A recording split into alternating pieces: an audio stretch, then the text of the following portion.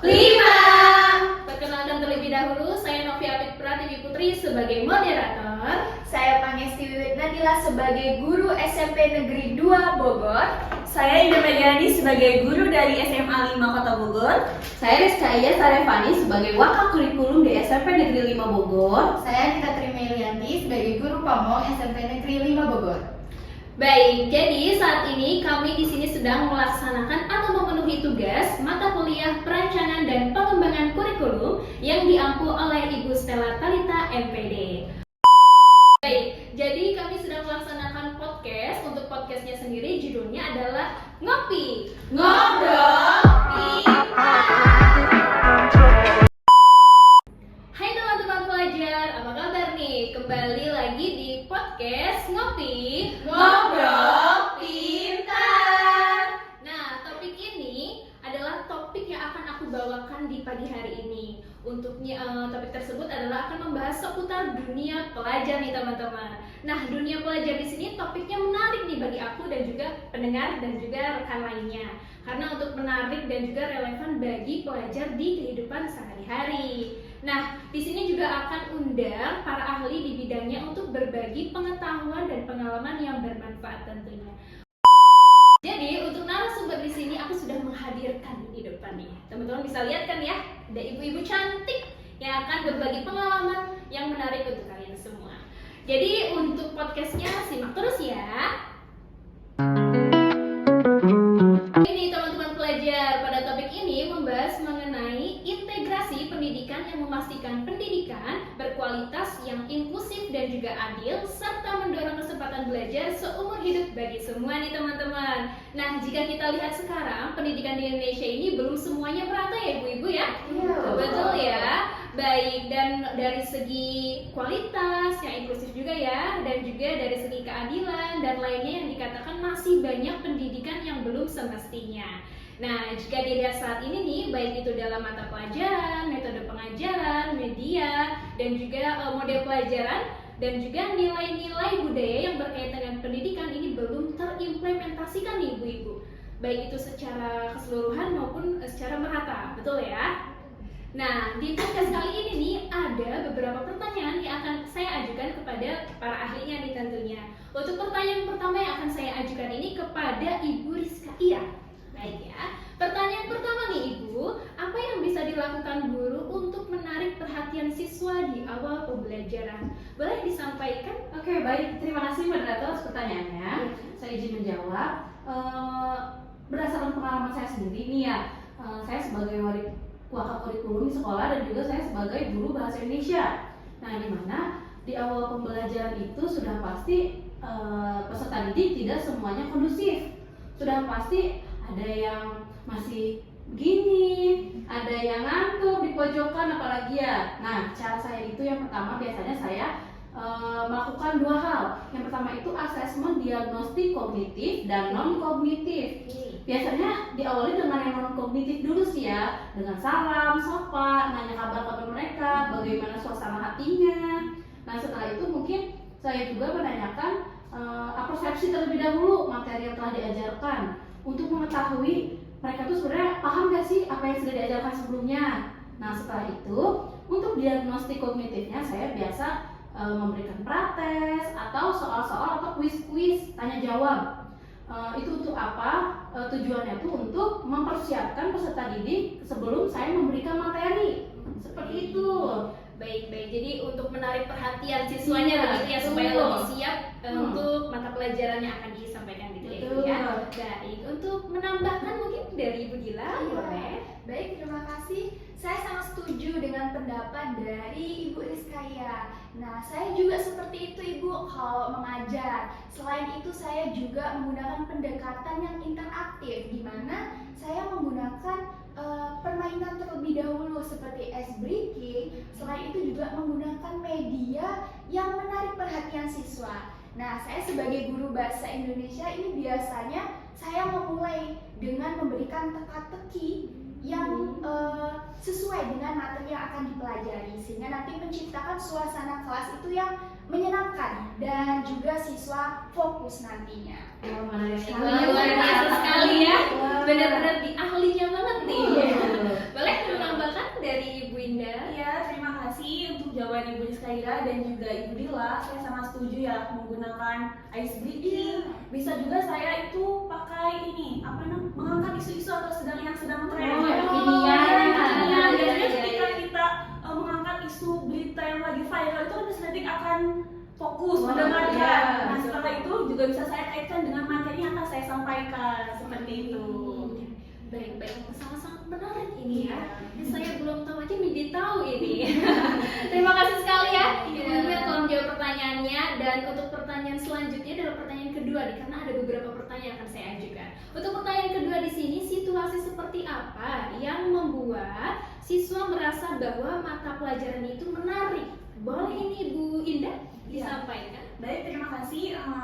Saya akan menjawab situasi ya, berdasarkan pengalaman saya mengajar. Biasanya itu saya materi yang relevan. Jadi ketika kita akan mengajarkan suatu materi pembelajaran yang relevan dengan peserta didik, siswa itu akan merasa tertarik, akan fokus. Kemudian juga biasanya saya menggunakan pembelajaran interaktif, kelompok, menggunakan juga permainan. Jadi permainan peran agar peserta didik itu semuanya ikut terlibat di dalam proses pembelajaran, seperti itu. Baik, jadi lebih menarik juga supaya Iya. lebih terlibat dari Iya. siswanya begitu ya. Jadi role playing juga. Iya, Iya. role play. Baik, Ibu Nita boleh menambahkan? Terima kasih. Kalau dari saya sendiri berdasarkan pengalaman juga sama seperti Ibu Ida ya, menggunakan media interaktif. Saya sering menggunakan board wall, quizzes, lalu juga Kahoot ya, untuk menarik pembelajaran agar siswa penasaran juga. Dan terus juga biasanya karena saya mengajar di kelas 9, biasanya saya mengaitkan juga pembelajaran kepada yang mereka sehari-hari mereka, misalkan tentang materi teks eksplanasi. Saya mengaitkan dengan hujan es misalkan di Bogor, Iya, ya, iya, agar betul. lebih bisa ini ya, Sesuai. Dan sesuai kondisi Kondisinya, juga ya. ya. Tekstual ya, betul.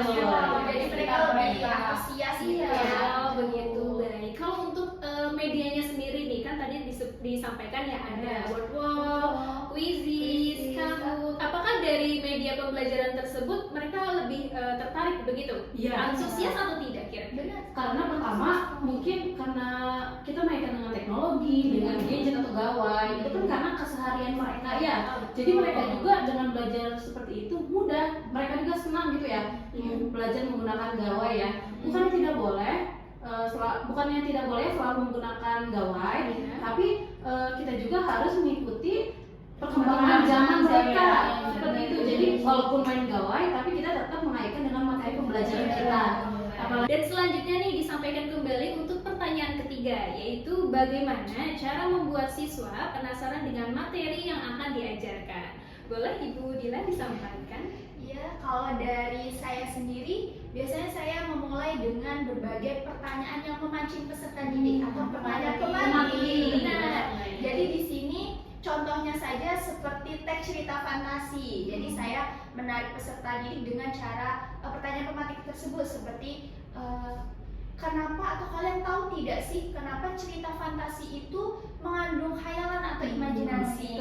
Nah, jadi dari situ nanti siswa pasti bakal antusias nih buat berpikir ini materi apa ya yang akan dipelajari, pasti penasaran. Seperti itu sih dari saya. Oh baik, dari Ibu Dila sendiri begitu ya untuk informasi yang telah disampaikan. Ibu Indah mungkin ingin menambahkan? Iya, jadi setelah memulai dengan pertanyaan provokatif, di mana memancing peserta didik untuk mengetahui rasa ingin tahu peserta didik, bisa juga saya menggunakan problem solving atau juga permainan teka-teki. Jadi selama proses pembelajaran kan peserta didik akan memecahkan suatu masalah gitu. Jadi mereka akan terus mengetahui di dalam proses pembelajaran tersebut seperti itu. Begitu ya Ibu ya. Baik, terima kasih banyak. Nah, kalau boleh tahu nih Ibu ya, ini ketika jam pelajaran bahasa Indonesia di jam akhir nih, saya ingin tahu gimana nih di jam akhir kan biasanya udah ngantuk capek, lesu, apakah dari permainan atau betul permainan atau teka-teki itu dapat membantu Ibu? Iya. Bagaimana? Jadi kita bisa mulai menggunakan itu media pembelajaran Kahoot, quizzes untuk membuat suasana pembelajaran itu menjadi lebih ringan. Jadi dan menyenangkan juga, suasana pasti menjadi lebih hidup, ringan, jadi tidak terlalu fokus juga untuk bikin anak-anak itu kembali fokus lagi dan tentunya pakai ice breaking di tengah. Betul ya.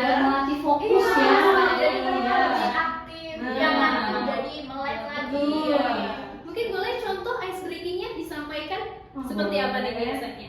Kalau saya kadang untuk melatih fokus biasanya kayak ada tepuk pagi ya Oh, kayak tepuk pagi, tepuk siang. Kalau saya bilang tepuk berarti harus tepuk, kalau nggak ada kata tepuk biar nggak tepuk. Oh, Kayak gitu. iya, iya. Itu kan fokus. melatih konsentrasi ya. Iya, betul. Iya. Betul ya. Terima kasih ya Ibu ya Iya. telah menyampaikan. Dan sebelum menuju ke pertanyaan keempat, ini kan dilihat-lihat ada kopi di sini. Iya. Kopi nih. Selain kopi ada susu juga di sini. Nah dari kopi sendiri nih mungkin dari pendengar juga jadi salvo, Iya. juga fokus nih. Kenapa ada kopi di situ? Apakah menjadi sponsor? Tentu Tidak. tidak ya. Bukan, karena sesuai dengan judul dari podcast kami yaitu Kopi Ngobrol. Oke, dilanjutkan kembali ya pendengar untuk pertanyaan selanjutnya yaitu ada pertanyaan keempat. Saya akan mengajukan pertanyaan keempat. Aktivitas apa yang dapat membantu siswa tetap bersemangat saat pelajaran terasa sulit? Boleh Ibu Nita disampaikan? Oke, terima kasih. Untuk saya sendiri, biasanya kalau misalkan anak-anak sudah mulai kesulitan dalam pembelajaran, biasanya saya menyelipkan ice breaking sama seperti yang Bu Indah sampaikan ya. Nah, ini bisa membuat mereka lebih fokus lagi, mengembalikan fokusnya juga. Nah, kadang juga dalam ice breaking itu terkadang kan ada anak mungkin yang melakukan kesalahan. Nah, mungkin bisa diberikan pertanyaan kecil tentang materi yang diajarkan. Biasanya saya seperti itu.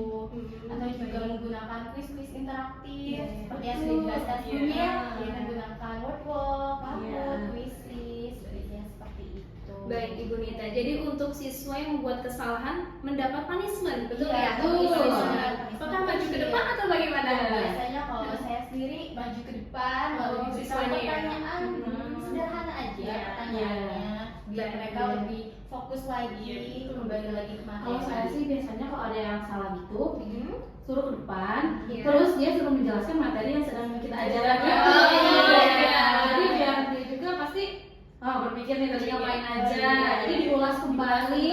Betul.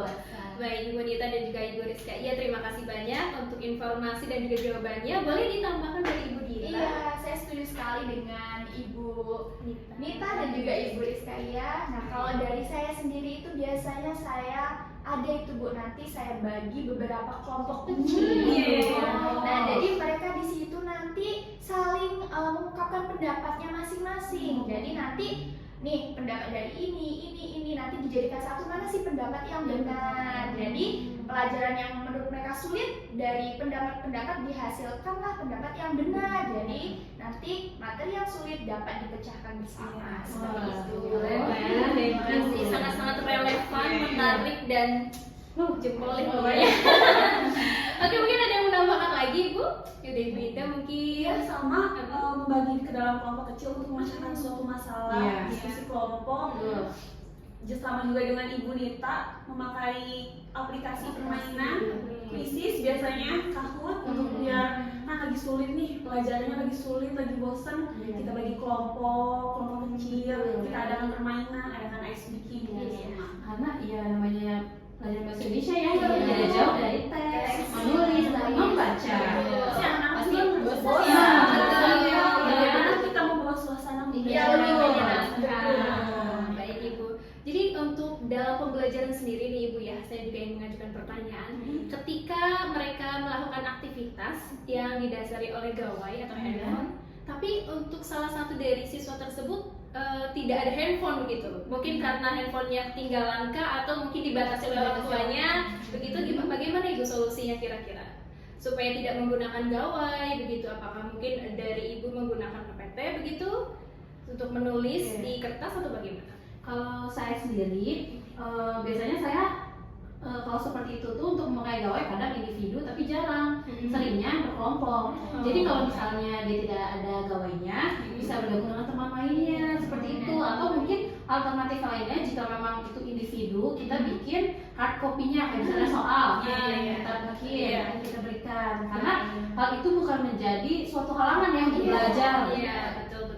Karena kan biasanya siswa tidak semuanya begitu Nah, ya. iya, Ya. kita harus paham ya, karena latar belakang semua peserta kan beda. Betul, baik ya. Terima kasih banyak Ibu untuk informasi dan juga jawabannya. Untuk pertanyaan selanjutnya ini adalah pertanyaan terakhir, pertanyaan kelima.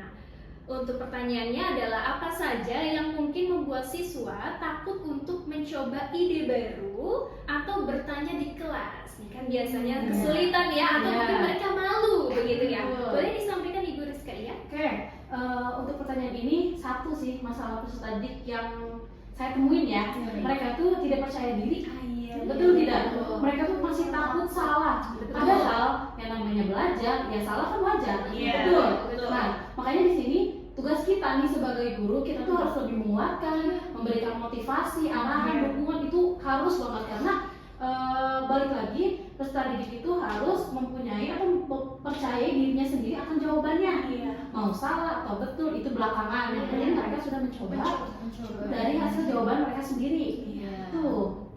Kalau dengan ibu-ibu kan pasti begitu kan? Sama begitu ya Ibu ya. Ya betul Ibu Rizka ya. Jadi saya juga sempat mengalami. Karena pengalaman itu tuh datang dari diri saya sendiri. Pada saat di bangku sekolah saya juga pernah mengalami malu, tidak percaya diri saat menjawab pertanyaan yang diajukan oleh guru begitu. Tapi saya itu solusinya adalah tukar posisi duduk. Jadi pada saat itu saya duduk di barisan ketiga. Kemudian saya pindah menjadi barisan pertama agar saya mungkin terlihat ya oleh guru. Dinotis nih, oh ini akan menjawab nih siswa ini. Gitu. Kalau dari saya sendiri sih seperti itu. Mungkin Ibu Indah boleh ditambahkan? Biasanya juga siswa ketika dia merasa tidak mau bertanya gitu ya, biasanya pertama ya kurang percaya diri, malu, dan juga kayak dia merasa takut diejek oleh temannya. Betul. Bisa juga ada pengalaman atau pengalaman buruk gitu, trauma dari pengalaman sosialnya, perkembangan sosialnya gitu. Jadi dia kayak merasa nggak percaya diri, takut diejek sama temannya. Iya seperti itu sih. Jadi kita harus berusaha sebagai guru nih ya, saya berusaha membuat pembelajaran yang menyenangkan, yang aman, dan peserta didik itu merasa kayak diterima, mau mengungkapkan pendapatnya dengan percaya diri seperti itu. Baik, betul sekali ya Ibu ya. Jadi untuk di pembelajaran juga saat ini kan kurikulumnya Merdeka ya, betul ya. Kurikulum Merdeka ini pusatnya itu berpusat pada peserta didik ya. Nah, kalau peserta didiknya sendiri nih ketika Ibu mengajar, apakah selama ini peserta didiknya aktif begitu? Apa mungkin guru masih menjadi yang dominan? Yang masih dominan begitu atau bagaimana tuh saat ini? Kalau pengalaman saya sih, karena saya selalu di pembelajaran itu mengelompokkan, karena ya itu tujuannya untuk mereka lebih mandiri. Walaupun dalam kelompok itu masih ada kelompok-kelompok yang harus kita bimbing, Jadi karena dalam mengelompokkan itu kan kita tidak melulu random atau misalnya secara acak, ada juga yang dikelompokkan secara berdasarkan kemampuannya.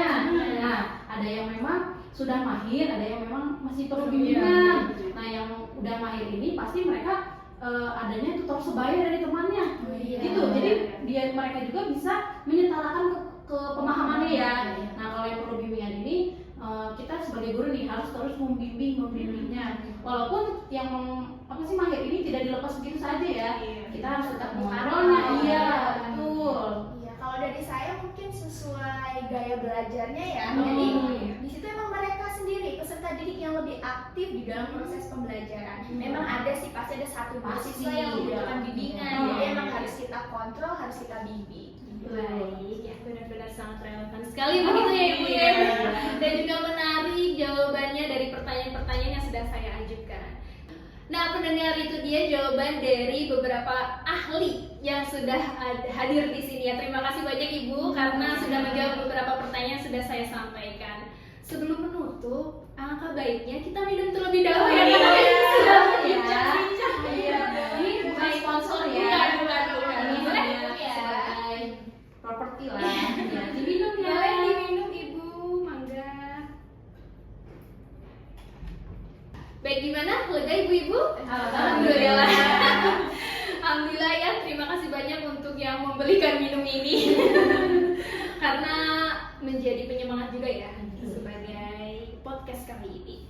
Jadi untuk pendengar, beberapa pertanyaan ini sudah dijawab oleh beberapa para ahli yang sudah disampaikan dengan jawaban yang relevan dan juga menarik. Jadi disampaikan bahwa pembelajaran saat ini kurikulum Merdeka yang digunakan adalah berpusat pada peserta didik, betul ya. tadi disampaikan bahwa pada saat memulai pembelajaran itu dilakukan asesmen terlebih dahulu, baik itu diagnostik maupun non diagnostik seperti itu, agar menarik perhatian siswa-siswanya. Jadi lebih fokus lagi, mereka lebih antusias juga dalam mengikuti pembelajaran, apalagi ketika materi bahasa Indonesia yang dilakukan di jam terakhir gitu ya, yang membuat siswa-siswa tuh bosan, mengantuk, karena berpikir bahwa bahasa Indonesia itu membosankan.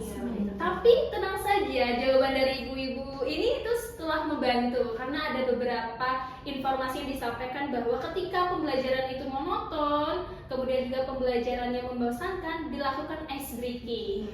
Setelah ice breaking juga bisa dilakukan kuis seperti itu untuk menarik perhatian dari siswa di sekolah seperti itu.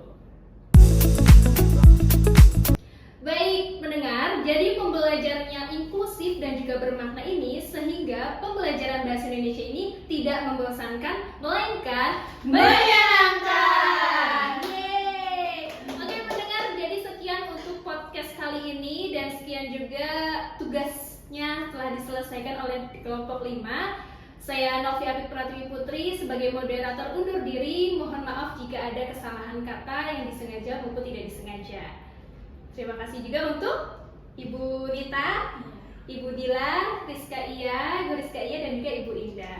Sekian, terima kasih. Wassalam.